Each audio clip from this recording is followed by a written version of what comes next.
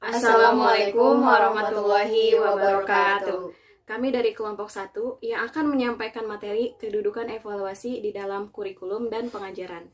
Video ini dibuat untuk memenuhi tugas dari mata kuliah pengembangan sistem evaluasi pengajaran pendidikan agama Islam yang diampu oleh Bu Firdah Halawati MPD. Saya Ditya Tasya Zahran Tiara yang akan menyampaikan materi tentang pengertian evaluasi dalam pengajaran.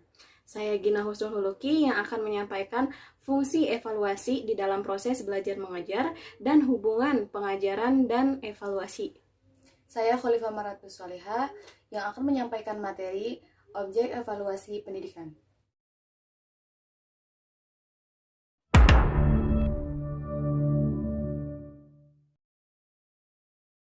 Saya Ditya Tasya Zahran Tiara yang akan menyampaikan materi pengertian kurikulum dalam tujuan pendidikan. Menurut pengertian modern, kurikulum meliputi semua aspek kehidupan dan lapangan hidup manusia yang dimasukkan ke dalam kehidupan manusia. Dalam hal ini, kurikulum tidak hanya berisi tentang pembelajaran, tetapi juga meliputi semua kegiatan dan pengalaman yang sudah disusun secara ilmiah, yang digunakan untuk mengembangkan pribadi peserta didik.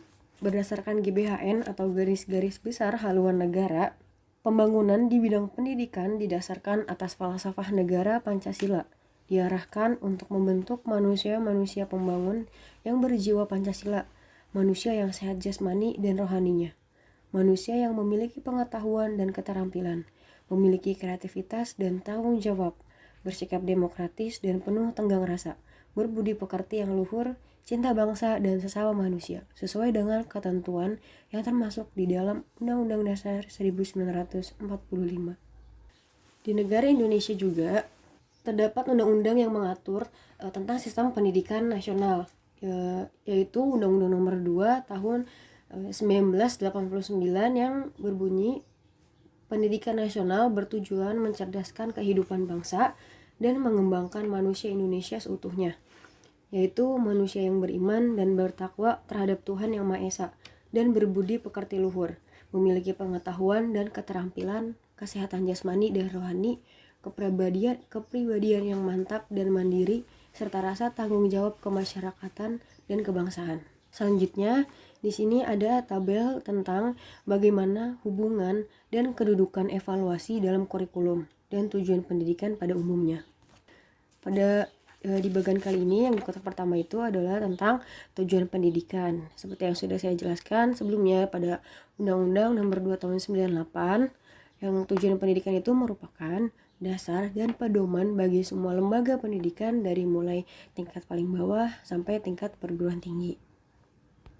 Di kotak selanjutnya terdapat tujuan institusional, yang artinya tujuan pendidikan yang disesuaikan dengan tingkat pendidikannya.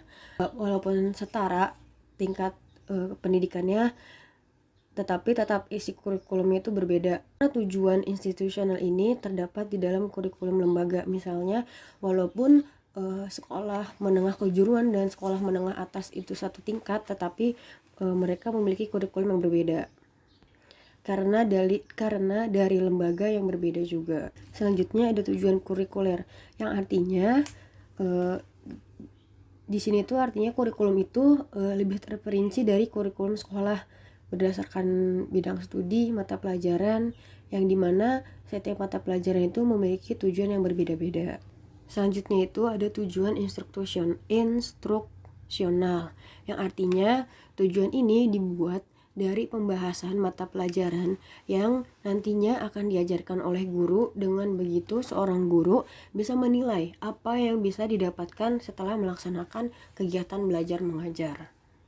Selanjutnya itu adalah kegiatan belajar, yang dimana kegiatan belajar itu merupakan proses penerapan dari tujuan pendidikan, tujuan institusional, tujuan kurikuler, tujuan instruksional, yang nantinya bisa menyimpulkan atau mendapatkan kesimpulan dari semua yang sudah disusun dan mendapatkan juga keputusan yang akan ditentukan oleh seorang guru untuk menilai apakah siswa tersebut sudah bisa mencapai tujuan-tujuan yang sudah disusun oleh pihak lembaga atau dari tenaga pendidik. Selanjutnya itu adalah pengertian evaluasi dalam pengajaran. Mehrens dan Lehman berpendapat bahwa evaluasi adalah suatu proses merencanakan, memperoleh, dan menyediakan informasi yang sangat diperlukan untuk membuat alternatif keputusan.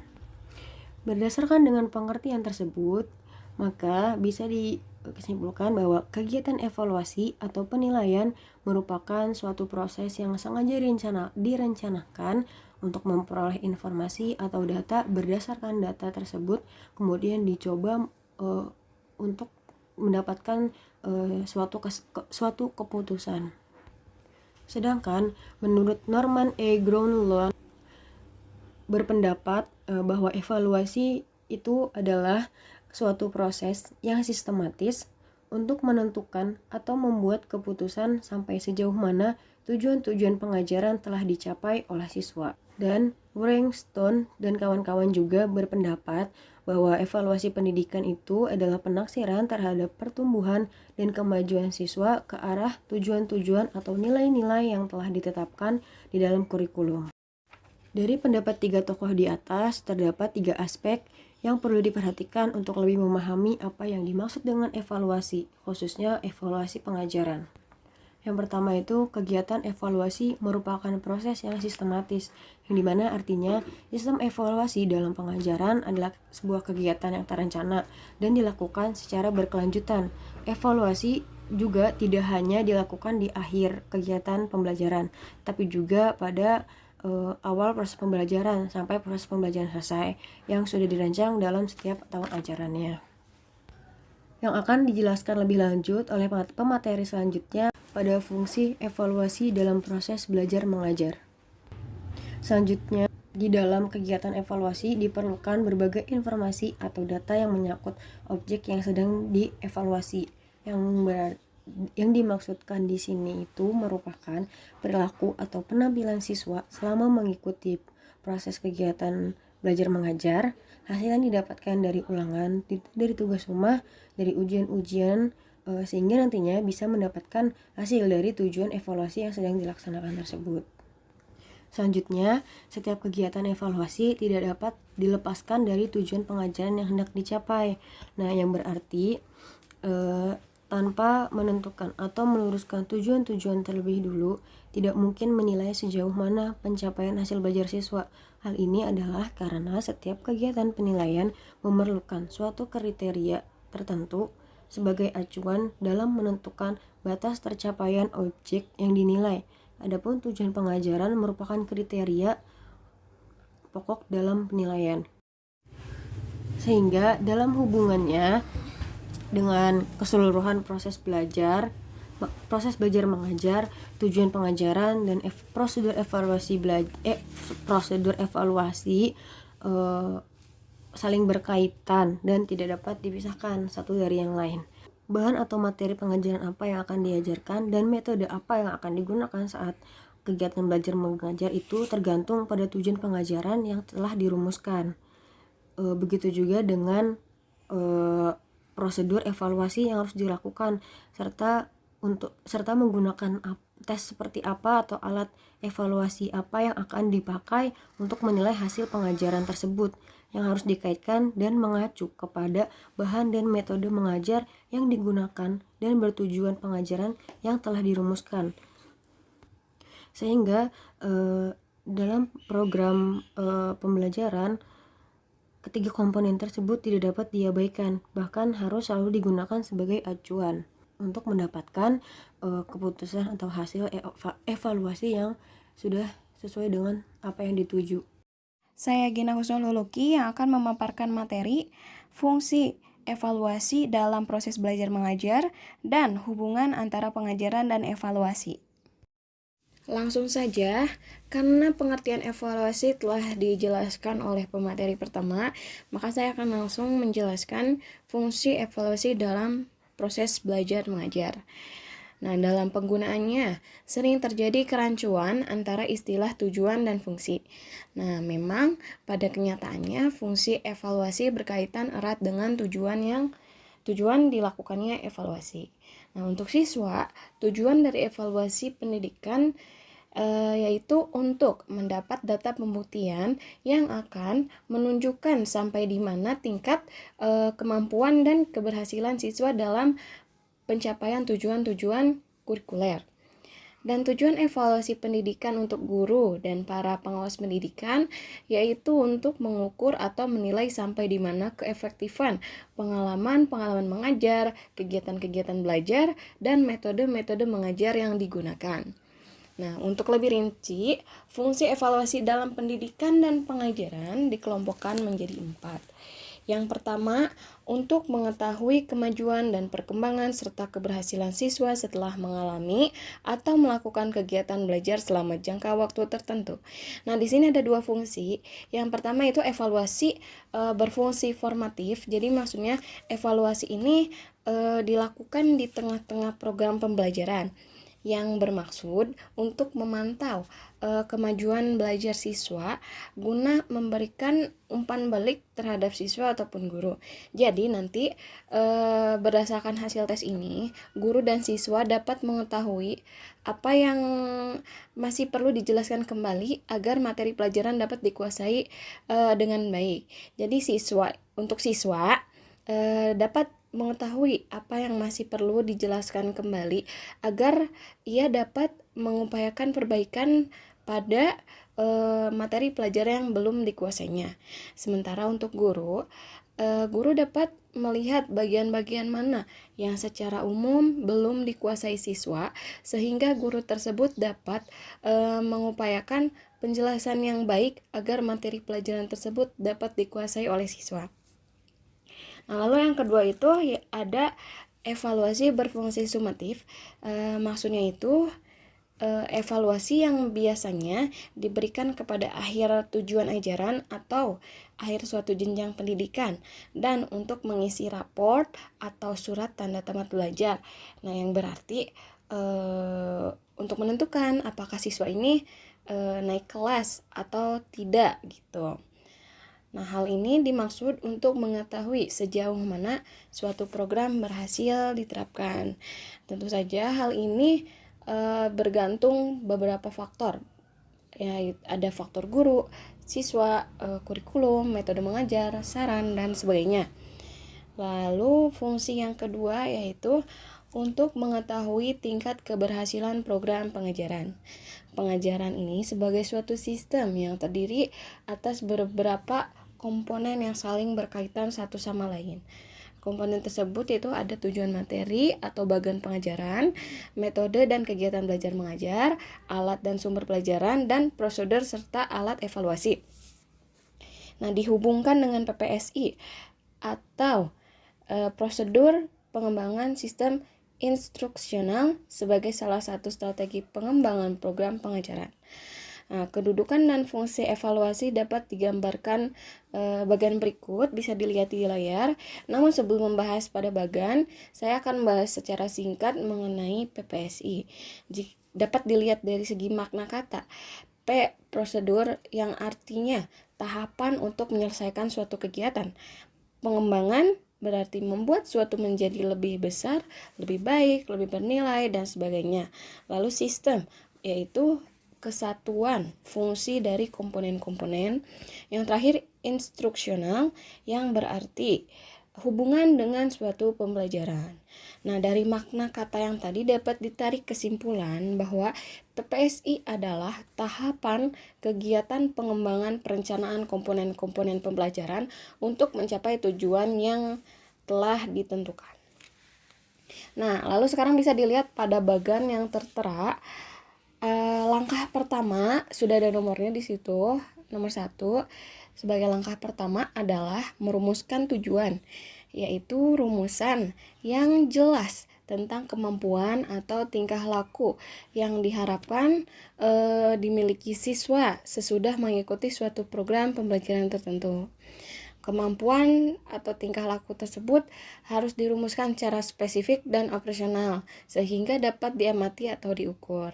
Lalu yang kedua, pada kotak nomor 2, yaitu mengembangkan alat evaluasi. Mengembangkan tes yang fungsinya untuk menilai sampai di mana siswa telah menguasai kemampuan-kemampuan yang telah dirumuskan dalam tujuan tadi. Dalam mengembangkan alat evaluasi ini, perlu ditentukan lebih dulu. Jadi jenis-jenis tes apa aja yang akan digunakan. Bisa tes tertulis, lisan, atau perbuatan. Untuk menilai sejumlah tujuan instruksional yang telah dirumuskan, mungkin hanya digunakan satu jenis tes, atau dua jenis tes, atau ketiga-tiganya. Hal ini tergantung pada tujuan yang ingin dicapai. Lalu berlanjut ke kotak nomor 3, yaitu menetapkan kegiatan belajar atau materi pelajaran. Sesudah tujuan dirumuskan dan alat evaluasi disusun dan dikembangkan, yaitu pada yang ketiga ini menetapkan kegiatan belajar siswa yang perlu ditempuh agar nantinya mereka dapat melakukan apa yang telah dirumuskan dalam tujuan tadi. Jadi ada beberapa hal yang harus diperhatikan di sini, yaitu yang pertama, merumuskan semua kemungkinan kegiatan belajar yang dilakukan untuk mencapai tujuan. Lalu menetapkan mana dari sekian kegiatan belajar tersebut yang tidak perlu ditempuh lagi oleh siswa. Lalu yang terakhir, menetapkan kegiatan belajar yang masih perlu dilaksanakan oleh siswa. Nah, pada langkah ketiga ini, sesudah kegiatan-kegiatan belajar siswa ditetapkan, perlu dirumuskan pokok-pokok materi pelajaran yang akan diberikan kepada siswa sesuai dengan jenis-jenis kegiatan belajar yang telah ditetapkan. Nah, lalu yang keempat, setelah semua langkah tadi 1-3 dilakukan, selanjutnya perlu dimantapkan dalam satu program pembelajaran. Nah, pada langkah ini perlu disusun strategi pembelajaran dengan jalan merumuskan peranan dan kegiatan mengajar dan kegiatan belajar yang disusun secara sistematis sesuai dengan situasi kelas. Metode mengajar yang akan digunakan dipilih sesuai dengan tujuan yang akan dicapai. Termasuk ke dalam langkah ini adalah menyusun proses pelaksanaan evaluasi. Lalu langkah yang terakhir yaitu melaksanakan program dan evaluasi. Langkah yang dilakukan dalam langkah terakhir yaitu menyampaikan materi pelajaran. Dalam menyampaikan materi pelajaran ini pada prinsipnya harus berpegang pada rencana yang telah disusun dalam langkah 4, baik materi, metode maupun alat yang akan digunakan. Nah, setelah itu mengadakan evaluasi dalam bentuk tes yang berfungsi untuk menilai kemampuan siswa mengenai materi pelajaran sesudah pembelajaran diberikan. Nah, dengan demikian dapat diketahui seberapa jauh keberhasilan pembelajaran yang diberikan dapat dicapai. Nah, hasil evaluasi yang dilaksanakan pada akhir langkah kelima, di samping untuk menilai tingkat keberhasilan siswa dalam belajar, juga digunakan sebagai umpan balik atau feedback bagi seluruh komponen program yang telah disusun dan dilaksanakan untuk mengetahui dan menilai yang pertama, tepat tidaknya metode serta alat dan sumber belajar yang digunakan, lalu sesuai tidaknya materi atau bahan pelajaran dan jenis kegiatan belajar dengan tingkat perkembangan dan kemampuan siswa. Lalu yang ketiga, sesuai tidaknya tujuan yang telah dirumuskan dengan bahan pelajaran dan kemampuan siswa untuk mencapai tujuan-tujuan tersebut. Lalu yang terakhir, sesuai tidaknya prosedur dari alat evaluasi yang telah disusun atau dikembangkan, baik dengan tujuan, materi, atau dengan tingkat kemampuan siswa. Nah, lalu fungsi yang nomor 3 yaitu untuk keperluan bimbingan dan konseling. Hasil-hasil evaluasi yang telah dilaksanakan oleh guru terhadap siswa dapat dijadikan sumber informasi atau data bagi pelayanan BK atau para konselor sekolah atau guru pembimbing. Misalnya, untuk membuat diagnosis mengenai kelemahan-kelemahan dan kekuatan atau kemampuan siswa, untuk mengetahui dalam hal-hal apa seorang atau sekelompok siswa memerlukan pelayanan remedial, lalu sebagai dasar dalam menangani kasus-kasus tertentu di antara siswa, lalu yang terakhir sebagai acuan dalam melayani kebutuhan-kebutuhan siswa dalam rangka bimbingan karir. Nah, lalu fungsi yang terakhir yaitu untuk keperluan pengembangan dan perbaikan kurikulum sekolah yang bersangkutan. Nah, hampir setiap guru melaksanakan kegiatan evaluasi dalam rangka menilai keberhasilan belajar siswa dan menilai program pengajaran, yang berarti menilai isi atau materi pelajaran yang terdapat di dalam kurikulum.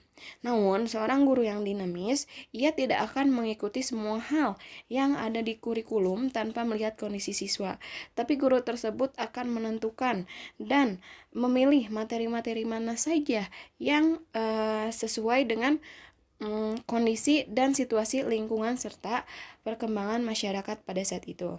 Nah, jadi guru tersebut akan meninggalkan materi yang dianggap tidak sesuai dengan perkembangan dan kebutuhan masyarakat. Karena beberapa pakar mengatakan bahwa pada hakikatnya kurikulum sekolah ditentukan oleh guru. Meskipun pada umumnya di Indonesia kurikulum sekolah ini disusun secara nasional dan berlaku untuk semua sekolah yang sejenis dan setingkat. Lalu pada materi selanjutnya yaitu hubungan pengajaran dan evaluasi. Jika ditarik secara garis besar, terdapat dua kegiatan evaluasi. Yang pertama yaitu evaluasi terhadap hasil belajar siswa, lalu yang kedua evaluasi terhadap proses pengajarannya. Nah, jadi dua hal ini yang akan menjadi topik pada pembahasan materi kali ini tentang bagaimana kaitan dan hubungan antara pengajaran dan evaluasi. Nah, pengajaran merupakan bagian dari program, maka kita akan bahas apa itu evaluasi program dan mengapa guru perlu melakukan evaluasi program pengajaran.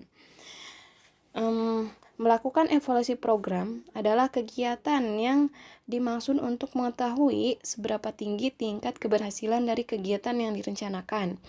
Hal ini cukup rumit karena dampak dari pendidikan ini akan sangat meliputi banyak orang dan menyangkut banyak aspek.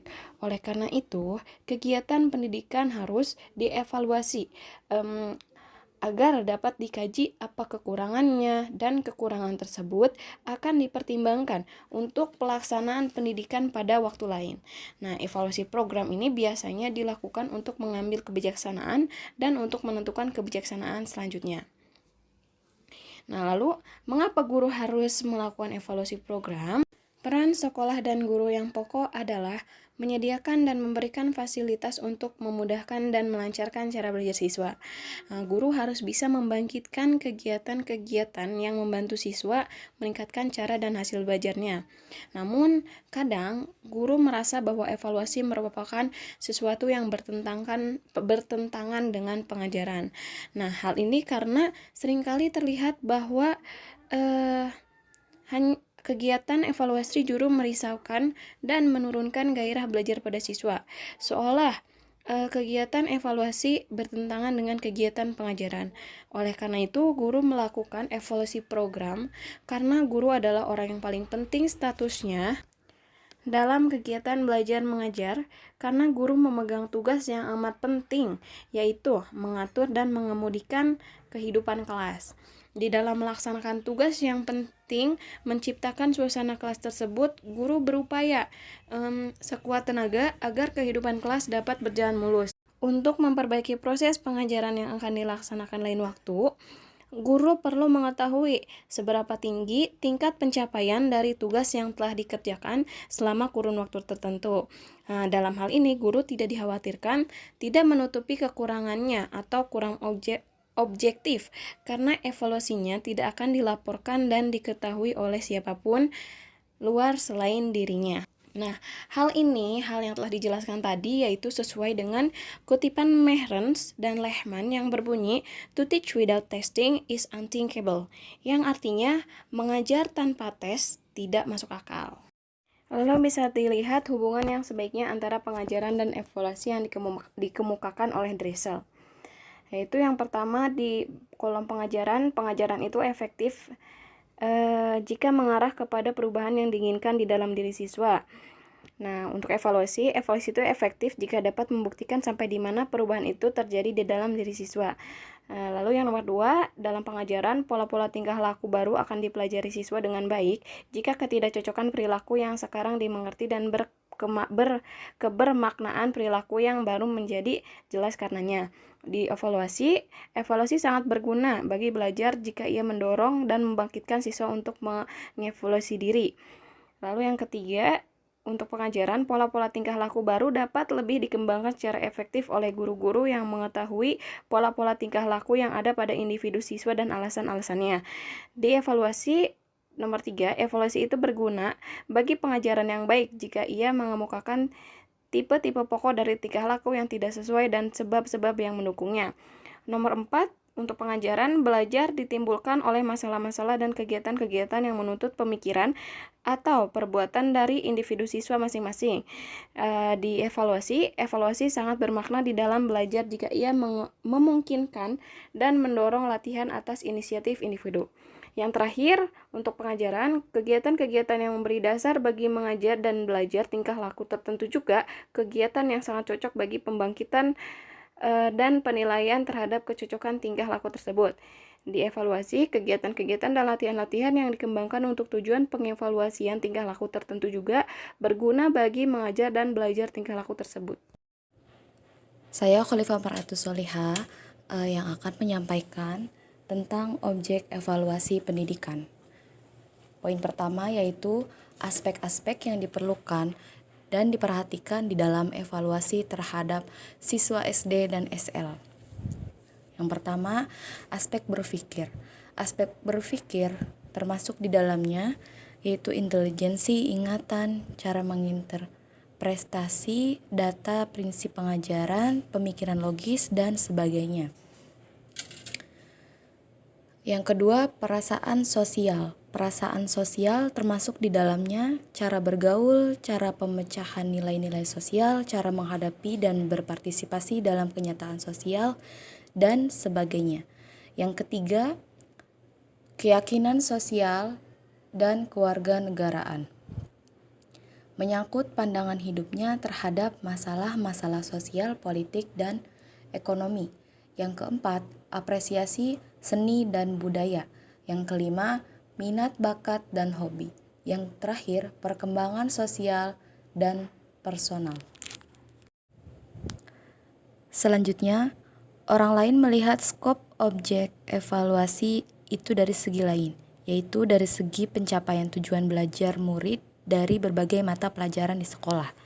Dari pandangan tersebut dirumuskan beberapa aspek kepribadian yang diperlukan atau diperhatikan di dalam penilaian adalah sebagai berikut. Yang pertama adalah kesehatan dan perkembangan fisik. Yang kedua, perkembangan emosional dan sosial. Yang ketiga, tingkah laku etis, standar personal, dan nilai-nilai sosial. Yang keempat, kemampuan atau kecakapan untuk menjalankan kepemimpinan, untuk memilih pemimpin secara bijaksana, bekerja dalam kelompok, alam sekitar, masyarakat, dan negara, rumah, sekolah, dan masyarakat sekarang dan masa mendatang. Itu poin kelima. Saya ulangi, poin kelima, menjadi warga negara yang berguna di rumah, sekolah, dan masyarakat di masa sekarang dan masyarakat di masa mendatang.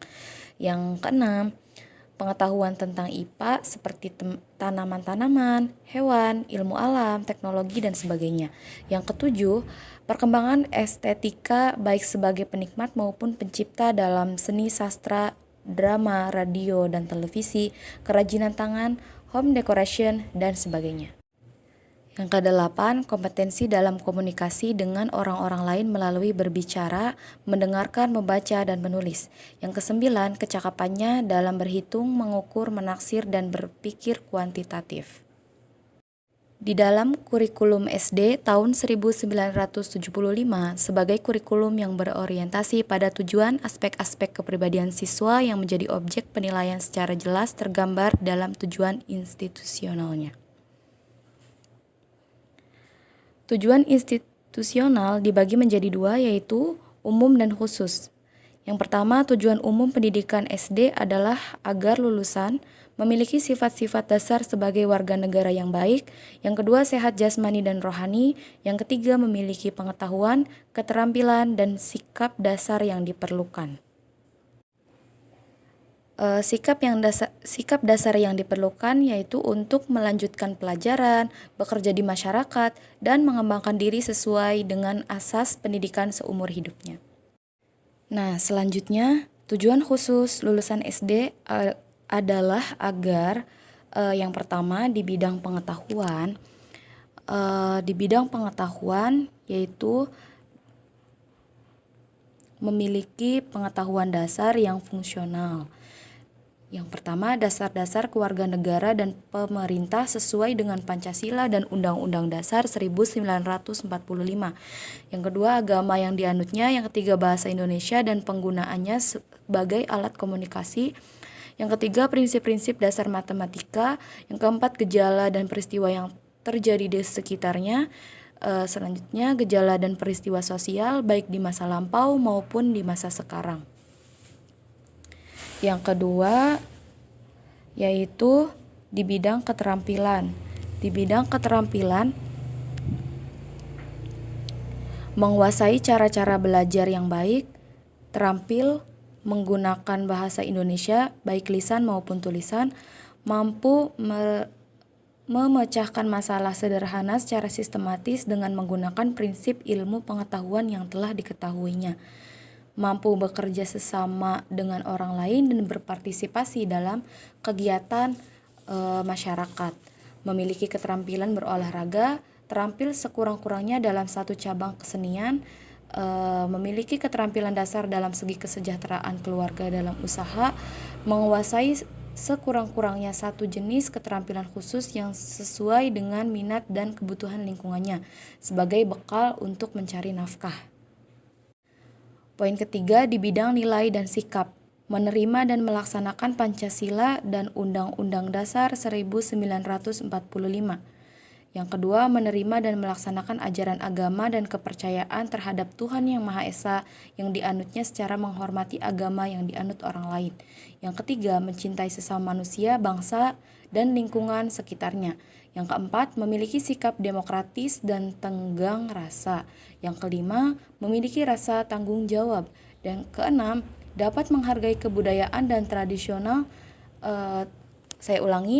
kebudayaan dan tradisi nasional termasuk bahasa Indonesia. Yang ketujuh, percaya pada diri sendiri dan sikap mandiri. Yang kedelapan, memiliki minat dan sikap positif terhadap ilmu pengetahuan.